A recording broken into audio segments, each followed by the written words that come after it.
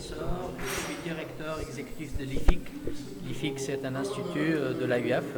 Il est spécialisé dans la formation à distance. Aujourd'hui, c'est la pertinence de la mise en œuvre, la mise en place de l'IFIC et ses objectifs. Alors, l'IFIC a été mise en place par l'AUF en 2011-2012, mais avec une expérience antérieure dans le numérique éducatif qui a amené l'AUF à décider à créer l'IFIC. Donc l'IFIC, l'Institut de la formation à distance de la francophonie, il est spécialisé dans l'internationalisation des formations par le numérique et aussi la transformation numérique des formations. Et quelles sont les visées de cette formation numérique? Pardon? Les visées. Qu'est-ce que vous visez?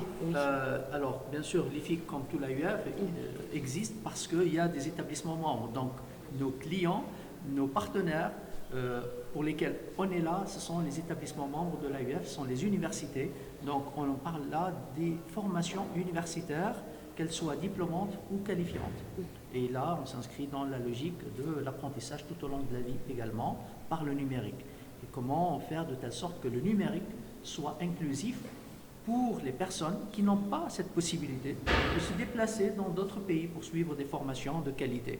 Donc comment peut-il, à partir de leur pays, là où ils résident, ils peuvent suivre des formations de haut niveau et de qualité, que ce soit pour obtenir un diplôme, ou bien pour la reconversion professionnelle, ou bien pour parfaire leurs compétences dans un domaine spécifique. Et quels sont les critères pour bénéficier de cette formation? Alors, les critères pour les établissements ou bien pour les établissements et pour les étudiants? Alors, l'établissement doit être un membre de l'AUF. Ça, c'est bien sûr le critère principal. Après, bien sûr, il doit répondre à un appel à projet qu'on sort chaque année. Une fois que le projet est proposé, ça passe par un processus d'évaluation, de sélection par notre collège scientifique et pédagogique à l'IFIC, qui va statuer sur l'acceptation de ces programmes. Une fois un projet est accepté, un projet de formation accepté, que ce soit une formation diplômante ou qualifiante, ça passe par un processus d'accompagnement par l'IFIC, subventionné aussi par l'AUF en termes financiers, pour préparer les formations pour qu'elles soient prêtes à être délivrées en ligne. Et quand je dis délivrées en ligne, c'est vraiment de l'enseignement à distance, et non pas tout simplement une réunion ou une formation sur un logiciel de visioconférence. Là, c'est beaucoup plus sophistiqué, donc avec des plateformes d'éducation en ligne et avec des méthodes pédagogiques innovantes également. Qu'en est-il pour les étudiants?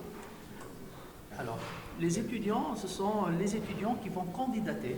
Et ce sont des étudiants qui sont un peu partout dans le monde. Ils ne sont pas dans votre pays, c'est-à-dire l'université, si elle est au Sénégal ou à Dakar, elle va avoir des étudiants de partout dans le monde. Et c'est ça aussi le rôle de l'AUF, avec toutes ces implantations, pouvoir attirer, à travers nos capacités de communication digitale internationale, à attirer des candidats pour vos formations, pour les formations donc, des universités, là où ils sont, ces étudiants, peut-être ils travaillent, ils n'ont pas le temps aussi pour suivre des formations pendant la journée, donc ils peuvent suivre des formations à leur rythme, là où ils sont, quand ils veulent. Les offres de formation? Alors les offres de formation couvrent divers domaines scientifiques, vraiment tous les domaines, sans exception. Ils sont sur notre catalogue en ligne, qui est déjà accessible. C'est le catalogue, donc je donne l'URL, c'est formation à la fin s.auf.org. C'est un catalogue où il y a toutes les formations diplômantes. Il y en a 127 offertes par plusieurs universités dans le monde aujourd'hui qui couvrent divers domaines scientifiques. Et la majorité, c'est des masters, que ce soit M1 ou M2. Il y en a centaines. Il y a quelques licences et il y a des diplômes universitaires proposés par les universités françaises également. La question de l'accréditation a été posée par un certain nombre de directeurs, chefs de service ici à Dakar. Est-ce que vous avez pris une idée? Alors, l'accréditation, c'est une accréditation d'établissement universitaire et non pas de l'IFIC en tant que prestataire de services et accompagnateur. Mais nous, s'il y a des justificatifs à donner par rapport au processus, comment on gère les choses, on est avec, bien sûr, nos partenaires universitaires pour appuyer le processus d'accréditation. Cela est dit, nous avons un grand projet aussi de certification ISO de l'IFIC.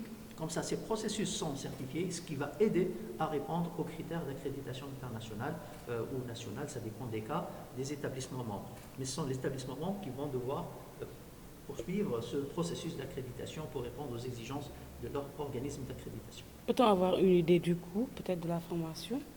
Les coûts de formation sont les établissements membres qui les fixent. Nous, on n'intervient pas du tout dans la fixation des frais d'inscription. C'est chaque établissement décide des frais d'inscription qu'il souhaite mettre en place. Ils sont très variables d'une formation à une autre, d'un domaine à un autre, et d'une université à une autre, et d'un pays à un autre. Et donc, il n'y a pas... Pardon ? Alors, pour les bourses, ou ce qu'on appelle les allocations de mobilité virtuelle, internationale virtuelle, parce qu'en fait, on subventionne les frais d'inscription. Étant donné que les étudiants ne se déplacent pas, ils restent là où ils sont. Donc, il n'y a pas de bourse à donner pour aller étudier dans un autre pays. Mais plutôt, qu'est-ce qu'on peut subventionner? Ce sont les frais d'inscription. Donc, l'AUF a un budget très important, qui est équivalent à peu près de 400 allocations, donc bourses, par an. Et donc, ces bourses sont données aux étudiants les plus méritants ou bien les plus nécessiteux. Et ce sont les établissements qui vont faire la présélection. Et nous, on contribue à la hauteur de 50% des frais d'inscription pour encourager les inscriptions dans ces formations.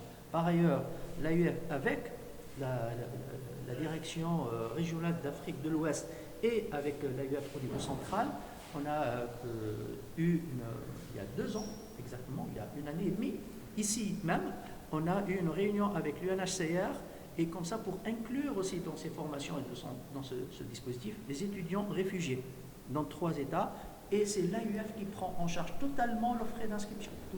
Et vous, vos offres, elles sont gratuites ou par rapport aux autres établissements qui peuvent en bénéficier? Alors, notre offre est gratuite parce qu'on est là pour promouvoir la francophonie scientifique et universitaire et la formation à distance par le numérique. Donc, dans la phase accompagnement pour la préparation des formations, au contraire, on subventionne tout le travail nécessaire pour pouvoir développer ces formations. Donc, il n'y a pas un coût. Pour la phase déploiement, il y a des petites charges, mais symboliques, pour assurer tout l'accompagnement pendant la phase de déploiement, depuis la promotion des formations jusqu'à l'obtention des diplômes, en passant par la formation en elle-même, mais aussi par le passage des examens, les évaluations, les soutenances de PF1, ainsi de suite. Merci.